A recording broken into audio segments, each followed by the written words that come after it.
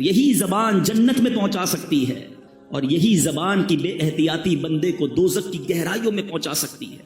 ایک بار نبی پاک علیہ الصلوۃ والسلام سے سوال کیا گیا کہ حضور آپ میرے لیے سب سے زیادہ خطرناک اور نقصان دہ چیز کسے قرار دیتے ہیں؟ ہمارے ایک صحابی نے پوچھا حضور میرے بارے میں اب سب سے زیادہ خطرناک نقصان دہ چیز کسے فرماتے ہیں؟ آقا علیہ الصلوۃ والسلام نے اپنی زبان مبارک پکڑ کر ارشاد فرمایا اسے۔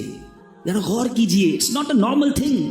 آپ دیکھیں اللہ نے ہر چیز کے لیے ہمیں دو چیزیں دی ہیں، دو پارٹس دیے ہیں، ہاتھ دو ہیں، کان دو ہیں، آنکھیں دو ہیں، پیر دو ہیں، زبان ایک ہی دی ہے، اس کے بھی 32 پہرے دار ہیں، مگر بندہ اس کا پہرا توڑ کر بھی رب کی نافرمانی کر جاتا ہے۔ غور کیجئے، کہا جاتا ہے کہ جو عقل مند ہوتا ہے نا اس کی زبان دل کے پیچھے ہوتی ہے، پہلے وہ سوچتا ہے کہ بولوں یا نہ بولوں، پھر بولتا ہے، اور جو بے وقوف ہوتا ہے نا اس کی زبان دل سے آگے ہوتی ہے، وہ پہلے بول کے بعد میں سوچ رہا ہوتا ہے کیا کہہ دیا۔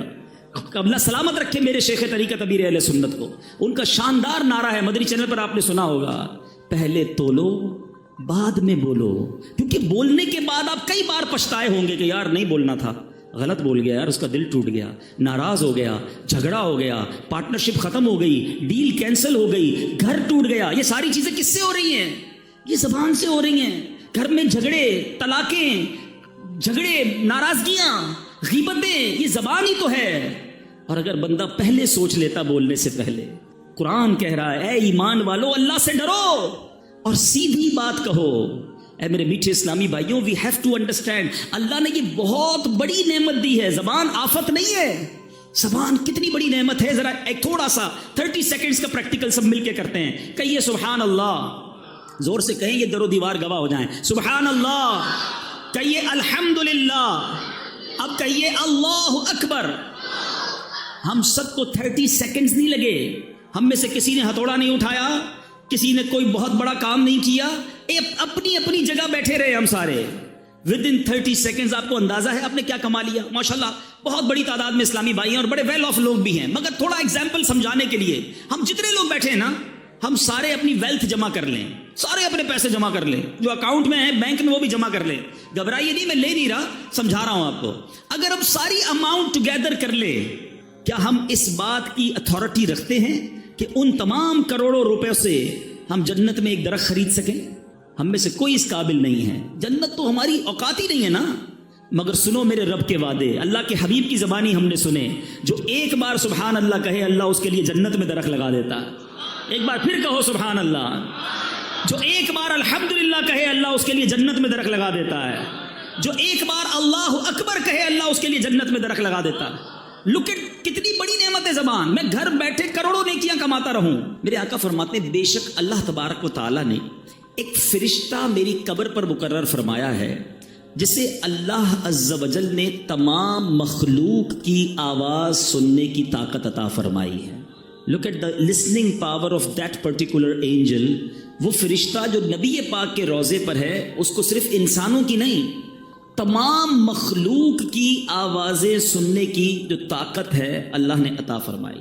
اللہ کے حبیب فرماتے ہیں فلا یصلی علی احد الی یوم القیامہ، پس تم میں سے جو شخص مجھ پر قیامت تک کوئی بھی درود پاک پڑھے گا، الا ابلغنی باسمہ و اسم ابیہ، وہ فرشتہ میری بارگاہ میں اس کا اور اس کے والد کا نام پیش کرتا ہے، اور کیا کہتا ہے ھذا فلان ابن فلان قد صلی علیک، یا رسول اللہ فلاں بن فلاں نے آپ پر درود بھیجا ہے۔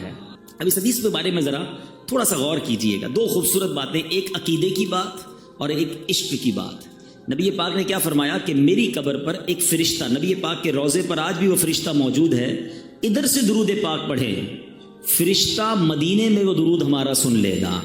اچھا کبھی کیلکولیٹ کرنے کی کوشش کریں تو کیلکولیٹ تو نہیں ہو سکتا، all around the world Hare minute کتنے درود پڑھے جا رہے ہوں گے۔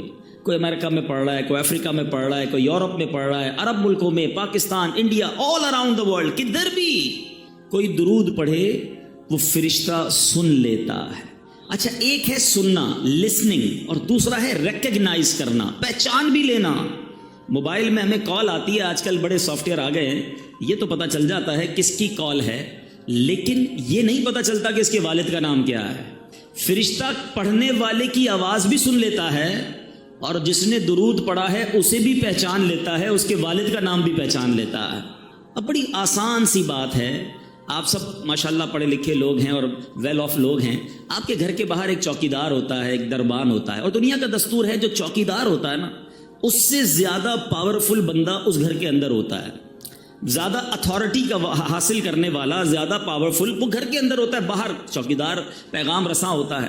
سمپل کوشچن ہے میرا، جس نبی علیہ الصلوۃ والسلام کے دربان کی سماعت کا عالم یہ ہے، اس آقا کی سماعت کا عالم کیا ہوگا؟ ادھر سے درود پڑھے، فرشتہ ادھر سن لے، تو پھر نبی پاک کی سماعت کا ایک فرشتہ میرا درود پڑھنے پر یہ بھی پہچان لے میرے والد کا نام کیا ہے، تو نبی پاک کے علم غیب کا عالم کیا ہوگا؟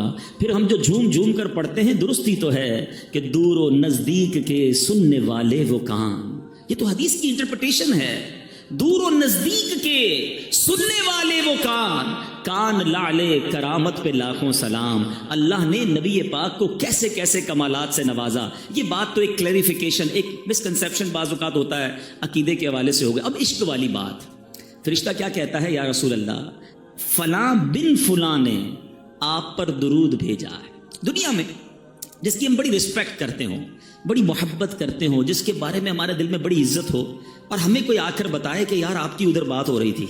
فار ایگزامپل، آپ ہر کوئی اپنے پیر سے بڑی محبت کرتا ہے، آپ کو کوئی کہے یار آپ کے پیر و مرشد کے پاس آپ کا ذکر ہو رہا تھا، آپ کہیں گے اچھا واقعی میری بات ہو رہی تھی؟ ہاں آپ کی بات ہو رہی تھی۔ اچھا بتاؤ تو صحیح کیا بات ہو رہی تھی؟ بندہ ریپیٹ کرتا ہے، اچھا کس حوالے سے بات ہوئی؟ واقعی میرا نام لیا گیا تھا ادھر۔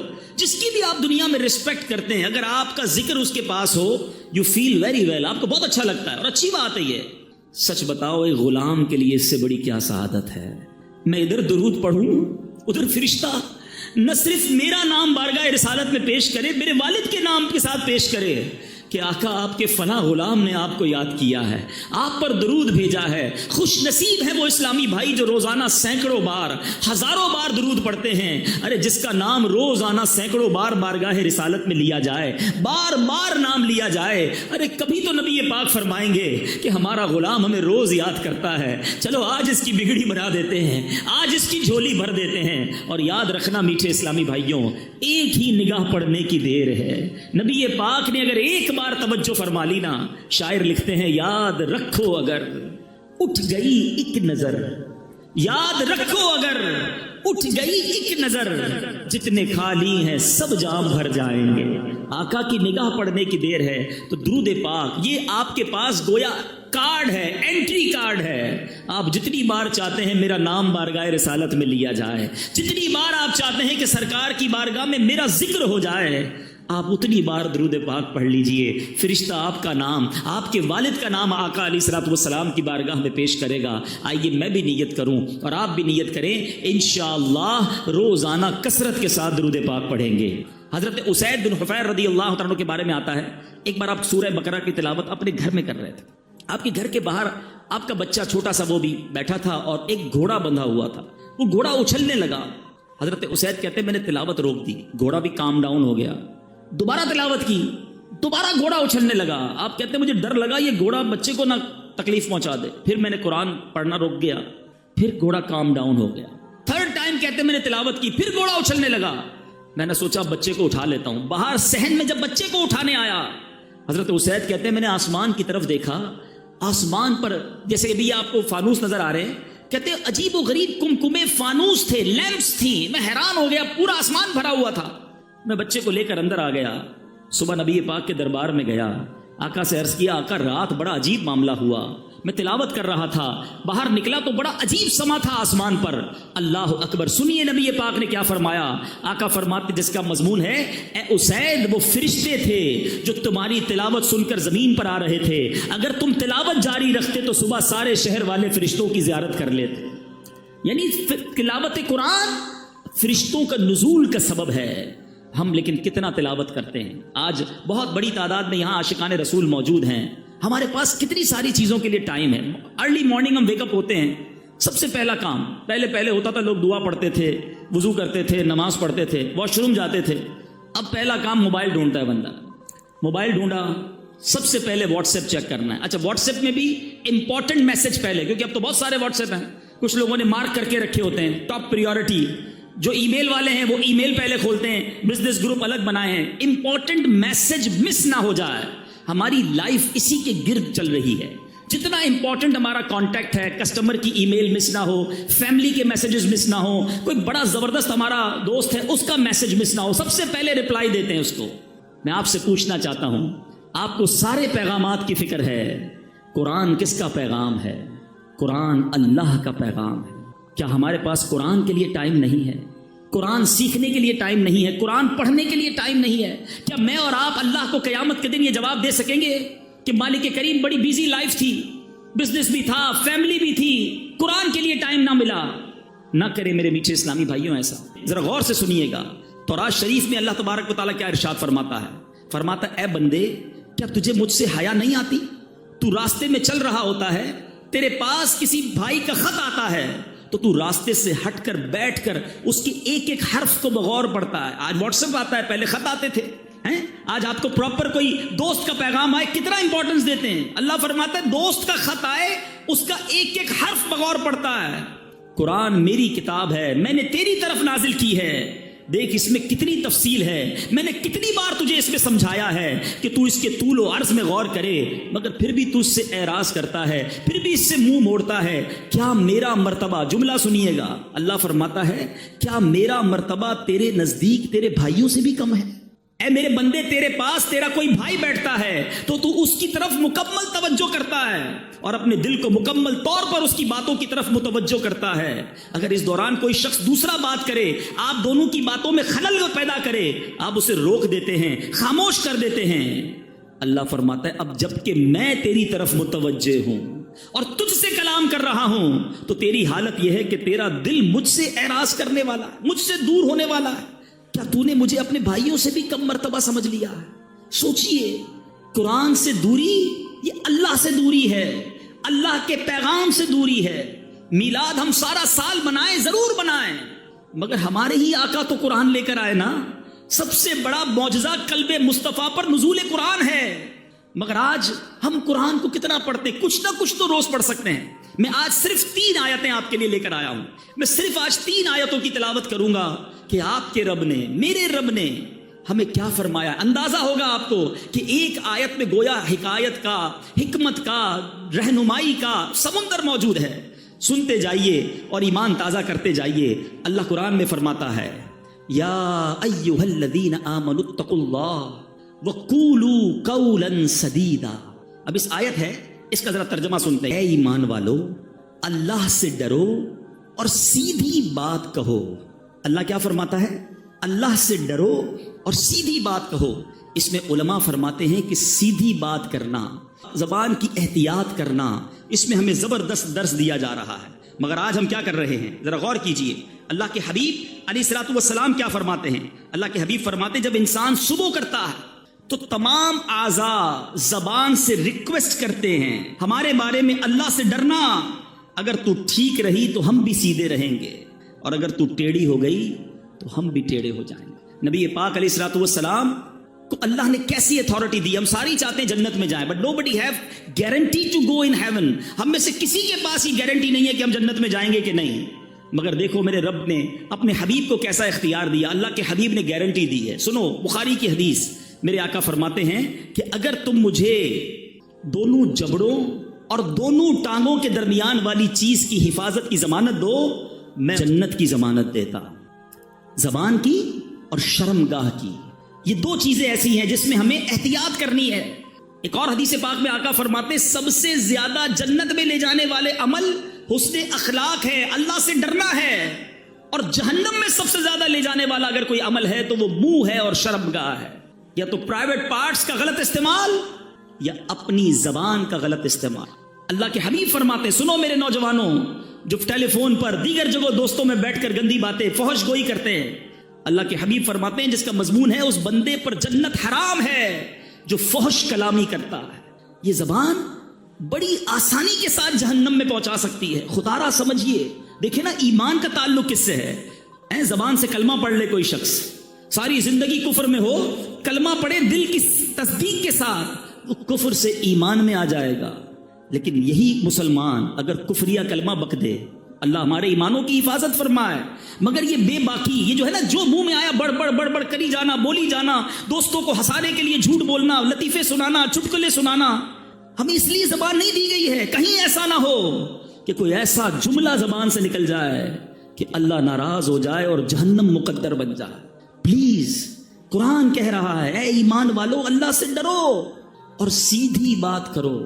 ایک اور آیت قرآنی پیش کرتا ہوں. میں نے جس طرح بیان میں کہا، میں آج آپ کو صرف 3 آیتیں سنانے آیا ہوں، لیکن آج ایک وعدہ لے کر جانا ہے کہ آج انشاءاللہ ہم یہ جذبہ لے کر جائیں گے کہ اب قرآن سے کنیکشن مضبوط کریں گے. اب قرآن پڑھنے والے اور سمجھنے والے بنیں گے. قرآن سے دور رہ کر زندگی اچھی نہیں. اللہ قرآن میں ارشاد فرماتا ہے، اگلی آیت اللہ فرماتا ہے، یا ایھا الذین آمنوا اتقوا اللہ وکونوا مع الصادقین. ترجمہ سنیے، اے ایمان والو، اللہ سے ڈرو اور سچوں کے ساتھ ہو جاؤ. سچوں کے ساتھ ہو جاؤ. اس آیت میں 2 باتوں کی ہمیں زبردست ترغیب دی جا رہی ہے، ایک سچ کی اور دوسری اچھی کمپنی کی، کہ ہمارا اٹھنا بیٹھنا، ہماری دوستیاں، ہماری گیدرنگز کیا ہونی چاہیے. سچ کی جہاں تک بات کریں، بزرگ بیٹھے ہیں، پہلے کیا ہوتا تھا؟ پہلے لوگ کہتے ہیں یار بندہ کبھی کبھی جھوٹ بول دیتا ہے، مگر آج ایسا فیل ہوتا ہے کہ بندہ کبھی کبھی سچ بولتا ہے. اتنا جھوٹ ہو گیا عام، اتنی عادت خراب ہو گئی، ہر بات میں جھوٹ، مذاق میں جھوٹ. ہم اس کو کوئی گناہ ہی نہیں سمجھتے. بچے کے سامنے جھوٹ بول دیا، کاروبار میں جھوٹ بول دیا، دوستوں میں بیٹھے خامہ خواہ جھوٹ بول دیا، ساری دنیا گھما دی دوستوں کو، ادھر بھی گیا تھا ادھر بھی گیا تھا. بھائی نہیں گئے تھے تو کیا ضرورت ہے بولنے کی؟ آپ کے پاس نہیں ہے اتنا مال و دولت تو کیا ضرورت ہے اپنی تمام چیزوں کو بڑا کے بیان کرنا؟ خدا را سمجھیے، بعض اوقات کوئی فائدہ بھی نہیں ہوتا، پھر بھی بس خامہ خواہ جھوٹ بولنا، کدھر گئے تھے تو ادھر گیا تھا، نہیں گیا تھا. نہ کریں ایسا. خدا را اللہ تعالیٰ کو سخت ناپسند ہے. جھوٹ اسلام میں سخت ناپسندیدہ ہے. بلکہ ایک اور آپ کو بات بتاؤں، جھوٹ ایسا جرم ہے جو صرف اسلام میں نہیں، دنیا کے تمام ریلیجنز میں، کسی مذہب میں جھوٹ پسندیدہ نہیں ہے. کسی نیشن کے اندر، دنیا کی کسی قوم میں جھوٹ پسندیدہ نہیں ہے. مگر افسوس یہ ہے کہ جو اسلام سچ لے کر آیا، آج مسلمان کہلانے والا جھوٹ بولتا ہے. آقا کون ہے؟ سیدی اعلیٰ حضرت لکھتے ہیں، سچی بات سکھاتے یہ ہیں. سچی بات سکھانے والے آقا کا امتی جھوٹ کیسے بولے؟ سوچئے نا. حدیث کے الفاظ ہیں، جب بندہ ایک بار جھوٹ بولتا ہے، فرشتہ اس کے منہ کی بدبو سے 1 میل دور ہو جاتا ہے. اب آپ سوچیں، میں جھوٹ بول کے ساری فرشتوں کو دور کر بیٹھا تو کدھر سے گھر میں رحمت آئے گی؟ منافقت کی علامت کہا نبی پاک نے جھوٹ بولنے کو. پیارے آقا علیہ الصلوۃ والسلام معراج کی رات جب آسمانوں پر تشریف لے گئے، جہنم کے طبقات کو ملاحظہ کیا تو آپ نے دیکھا کہ ایک بندے کو اس کے گال چیرے جا رہے تھے، ہک کے ذریعے گال چیرا جا رہا تھا، گدی تک لے گئے. پھر دوسرے گال پر فرشتے آئے، اس کو چیرا تو پہلا ٹھیک ہو گیا. نبی پاک نے پوچھا یہ کون ہے؟ جبریل امین سے. عرض کی حضور یہ وہ ہیں جو جھوٹ بولتے تھے. کیسے برداشت کریں گے یہ عذاب؟ خدا را میرے میٹھے اسلامی بھائیوں، ہمارا مذہب، ہمارا اسلام، ہمارا قرآن، نبی پاک کی تعلیمات ہمیں سچ کا درس دیتے ہیں. ہم تو ڈیلیبریٹلی یا ان ڈیلیبریٹلی اپنے بچوں کو بچپن سے ہی جھوٹ کی تربیت دیتے ہیں نا. گھر میں موجود ہیں، بچے سے کہیں گے بیٹا کہہ دو ابو نہیں ہے گھر پہ، سو رہے ہیں ابو، سو رہے ہیں، بہت بیزی ہیں ابو صاحب، ٹی وی دیکھ رہے ہیں، کہہ رہے ہیں بہت بیزی ہے. اچھا بچہ یہ کنوے تو کر دیتا ہے آپ کا میسج، مگر وہ سیکھ کیا رہا ہے کہ جب بھی پرابلم ہو جھوٹ بول دینا چاہیے، نہیں ملنا ہے تو جھوٹ بول دیں. یہی بیٹا بڑا ہو کر پھر ابو کو گھما رہا ہوتا ہے، نہیں ابو میں مسجد گیا تھا، میں تو دوستوں پہ بیٹھا تھا، قرآن پڑھنے گیا تھا، سنیما گھر پہ بیٹھ کر آپ کو گھما رہا ہے. کیوں؟ آپ نے بچپن میں ٹریننگ دی نا. سیکھو غوث پاک کی والدہ سے، بغداد جا رہے کا بیٹا ہر حال میں سچ بولنا. ڈاکو آ گئے، غوث اعظم نے ادھر بھی سچ بولا، مال نہ گیا، سارے قافلے نے توبہ کر لی. سچ کو آنچ نہیں ہے، کاش ہم ہر حال میں سچ بولنے والے بن جائیں. حدیث پاک سنیے، سچ کی فضیلت پر ایمان تازہ ہو جائے گا. اللہ کے حبیب علیہ الصلوۃ والسلام فرماتے ہیں، بے شک سچائی بھلائی کی طرف ہدایت دیتی ہے اور بھلائی جنت کی طرف لے جاتی ہے، اور آدمی برابر سچ بولتا رہتا ہے یہاں تک کہ وہ صدیق ہو جاتا ہے. آئے ہائے، جب یہ حدیث سنی نا میں نے، اللہ سے دعا ہے کہ ہم اللہ کی بارگاہ میں صدیق بن جائیں. جھوٹ بولنے والوں سنو اسی حدیث کا اگلا پارٹ.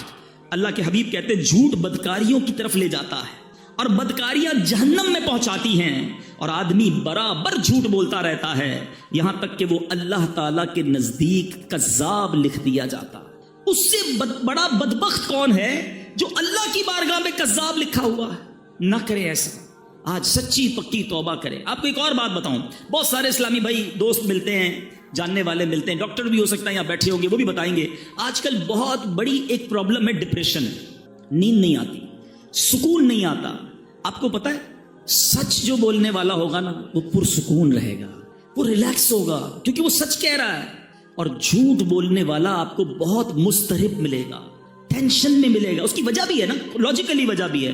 ایک بندے کو جھوٹ بولا ہے کہ میں فلاں جگہ پہ رہتا ہوں، ایک کو یہ کہا ہے میرا کاروبار یہ ہے، حالانکہ نہ کاروبار یہ ہے نہ رہتا ادھر ہے۔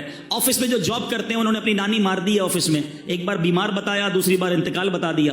اب ساری زندگی یاد رکھنا پڑے گا کہ آفس میں نانی کا انتقال ہو گیا ہے، اب آفس میں دوبارہ نانی بیمار نہیں ہو سکتی، تو اب ٹینشن ہے نا، سنبھالنی پڑے گی۔ جدھر جدھر جھوٹ بولا وہ فائل سنبھالنی پڑے گی۔ اس کو طارق روڈ کی جگہ ڈیفینس بتایا ہوا ہے، اب یہ جب بھی ایڈریس پوچھے گا اس کو ڈیفینس ہی بتانا ہے، اب یہ فائل بھی سنبھالو۔ تو وہ بیچارہ تو نہیں کہوں گا اس کو، وہ جھوٹا جو ہے وہ اسی ٹینشن میں رہتا ہے کہ ایک جھوٹ بولا اب اس کو سنبھالنا ہے۔ سچے کو کوئی ٹینشن نہیں ہے، وہ ریلیکس ہوگا اللہ کی طرف سے۔ آپ کو پتا ہے نبی پاک پر بہت سارے لوگ ایمان کیسے لائے؟ آقا کا چہرہ دیکھ کر، نبی پاک کا چہرہ دیکھ کر لوگ کہتے ہیں یہ کسی جھوٹے کا چہرہ نہیں ہو سکتا، سچے کے چہرے پہ نور ہوگا، سچے کے چہرے پہ سکون ہوگا۔ آج اپنی ڈکشنری سے جھوٹ نکال دیجئے۔ لوگ کہتے ہیں جناب کاروبار نہیں چل سکتا۔ مولانا صاحب تقریر تو کر لیتے ہو، ہماری مارکیٹ میں آؤ، ہماری مارکیٹ میں سارے ہی جھوٹ بولتے ہیں، ہم سچ بولیں گے ہم سے کون لے گا؟ آئٹم دوسرے کا بک جائے گا۔ میرے میٹھے اسلامی بھائیوں، کدھر گیا تمہارا ایمان؟ کبھی کہتے ہو رزق دینے والا رب ہے، آپ سچ بولیں اللہ آپ کے کاروبار میں اور برکت ڈال دے گا، وہ آپ کے تھوڑے میں بڑی قناعت اور برکت ڈال دے گا۔ تو آج نیت کرتے ہیں انشاءاللہ آج کے بعد جھوٹ نہیں بولیں گے انشاءاللہ۔ آخری آیت اور کمال کی آیت، اور یہ آج کے اس پورے اجتماع کے لیے بہت ہی ریلیونٹ ہے۔ اللہ کریم قرآن مجید فرقان حمید میں ارشاد فرماتا ہے، یا ایھا الذین آمنوا لا تبطلوا صدقاتکم بالمن والاذی، اے ایمان والو اپنے صدقے برباد نہ کرو احسان جتا کر اور تکلیف پہنچا کر۔ اے ایمان والو احسان جتا کر اور تکلیف پہنچا کر اپنے صدقے باطل نہ کرو۔ صدقے کیسے باطل ہو جائیں؟ کسی غریب کو دیا، اس نے ریسیو کر لیا، کسی تنظیم میں دیا، رسید مل گئی، پھر کیسے ختم ہو جاتے ہیں؟ سنیے، ہم بہت بڑی مسٹیک کرتے ہیں۔ بعض اوقات کسی کی مدد کرتے ہیں، ساتھ اس کو جتاتے بھی ہیں، ہاں بھائی یاد ہے نا تیری بچی کی شادی کروائی تھی، بھول تو نہیں گئے، گھر میں نے دلایا تھا، پہلی بار نوکری کرنے آیا تو پھٹے ہوئے چپل پہنے تھے، آج گاڑی میں گھوم رہا ہے، میرا احسان یادیں نہیں ہے؟ جب تمہیں بیرون ملک جانا تھا ویزا میں نے لگا کے دیا تھا، پہلا لون مجھ سے ہی پاس کروایا تھا۔ استغفر اللہ۔ ذرا سوچیے اس غریب کا کیا حال ہوتا ہوگا جس کو یہ شخص جتا رہا ہے، کیا وہ خوش ہوتا ہوگا؟ آج سے 4-5 سال پرانی بات ہے، علاقہ نہیں بتاؤں گا، ایک صاحب سے یہ مجھے ملانے لے گئے، بہت بڑی شخصیت بتاتے تھے، بڑا گھر تھا، ہم بیٹھے گارڈن کے اندر، چائے لے کر ایک ملازم آیا، میں وہ واقعہ بھولتا نہیں ہوں، جب بھی میں یہ بیان کرتا ہوں مجھے وہ نوکر بیچارہ چائے لے کر آنے والا یاد آ جاتا ہے۔ وہ چائے لے کر جب آیا نا تو جو سیٹھ صاحب تھے وہ مجھے کہتے ہیں، حالانکہ میری پہلی ملاقات، میری کوئی پرانی سلام دعا نہیں ہے، مجھے کہتے ہیں یہ میرا ملازم ہے، میں نے اس کی بچی کی شادی کرائی اور اس کی بچی کو گھر بنا کے دیا، پوچھو اس سے، مجھے کہتے ہیں۔ اب یقین کریں میں کہ شرم سے پانی پانی ہو گیا، میں نے کہا یار یہ ملازم کیا سوچ رہا ہوگا اس وقت، اور نہ جانے اس بندے نے کتنے لوگوں کو یہ گنوایا ہوگا۔ وہ غریب سوچتا ہوگا کہ یا اللہ یہ سیٹھ صاحب تو جب دیکھو مجھے ذلیل کرتے ہیں۔ یاد رکھیے میرے میٹھے اسلامی بھائیوں، یہ صدقہ ختم ہو جائے گا، یہ باطل ہو جائے گا، بلکہ گناہ ہو جائے گا اگر ہم کسی کو دے کر احسان جتائیں۔ ارے اگر آج میں نے اور آپ نے کسی کی مدد کی، اس میں میرا آپ کا کیا کمال ہے؟ یہ اللہ کی مہربانی ہے۔ ارے میں اور آپ بھی کسی کے دروازے پر کھڑے ہو سکتے تھے کہ میرا والد ہاسپٹل میں ہے، بل دینے کے لیے پیسے نہیں ہیں، برائے کرم مدد کر دو، میری بچی کی شادی ہے، تاریخ مل گئی ہے، جہیز کے پیسے نہیں ہیں، میں اور آپ بھی کسی کے دروازے پر کھڑے ہوتے ہیں۔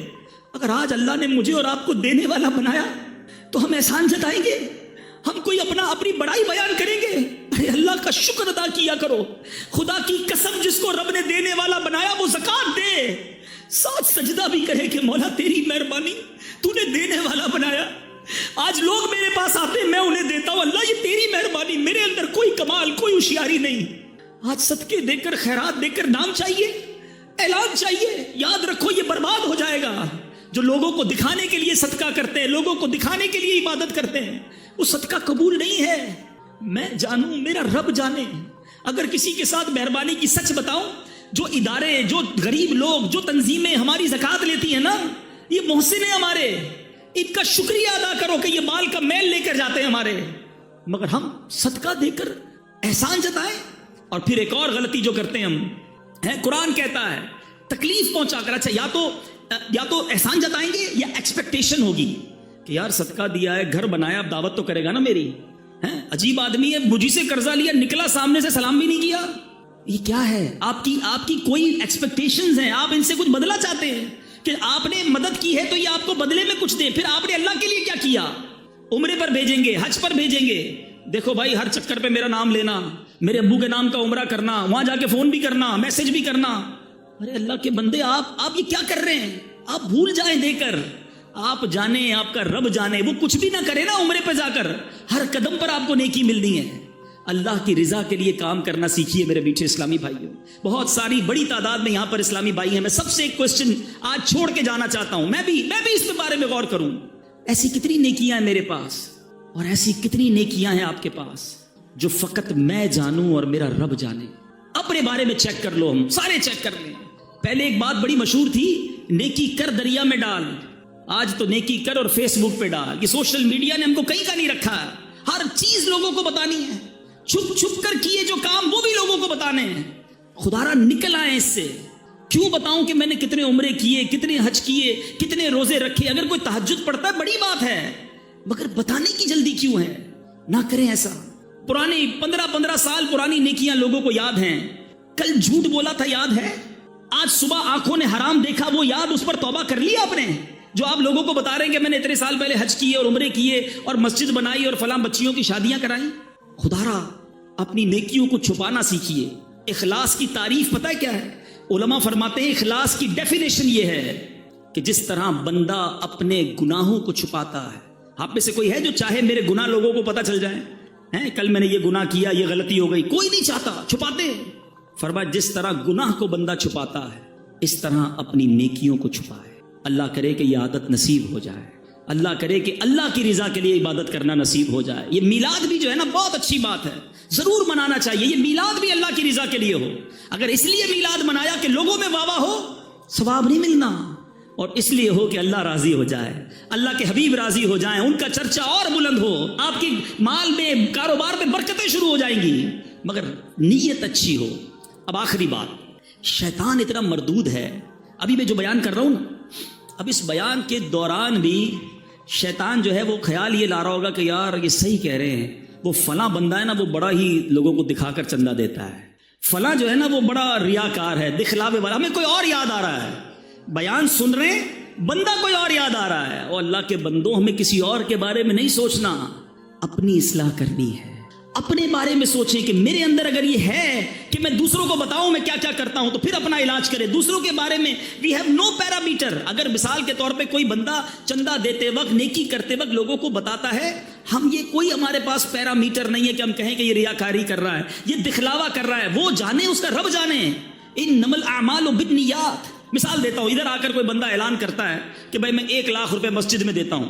کیا پتا اس کی نیت یہ ہو کہ سارے لوگ سنیں, یہ بھی دیں, ثواب ملے گا اسے. یہ اعلان ریاکاری نہیں, دکھلاوا نہیں. ہاں اس لیے کرے کہ جناب ساری دنیا میں واہ واہ ہو جائے, سب کہے میں کتنا بڑا سخی ہوں, تو یہ عمل گناہ ہو جائے گا. انما الاعمال بالنیات. ہم کسی پر فتویٰ نہ لگائیں. میں آج اپنی اور آپ کی اصلاح کے لیے آیا ہوں. سارے اسلامی بھائی, اسلامی بہنیں اپنے بارے میں سوچیں کہ ہم کدھر کدھر یہ مسٹیک کر جاتے ہیں, اور اگر ایسا ہے تو اس عادت سے نکل آئیں. معذرت کے ساتھ, یہ عورتوں میں بہت زیادہ ہے.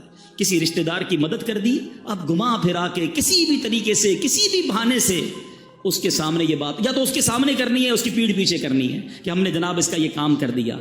نہ بتائیں کسی کو, نہ کریں کسی کے ساتھ ایسا. قرآن کہتا ہے یا ایھا الذین آمنوا لا تبطلوا صدقاتکم بالمن والاذی. ایمان والو اپنے صدقے باطل نہ کرو, احسان جتا کر, تکلیف پہنچا کر. بہرحال میرے میٹھے اسلامی بھائیوں, بہت مختصر ٹائم ہوتا ہے, ظاہر ایک ہی بیان ملتا ہے.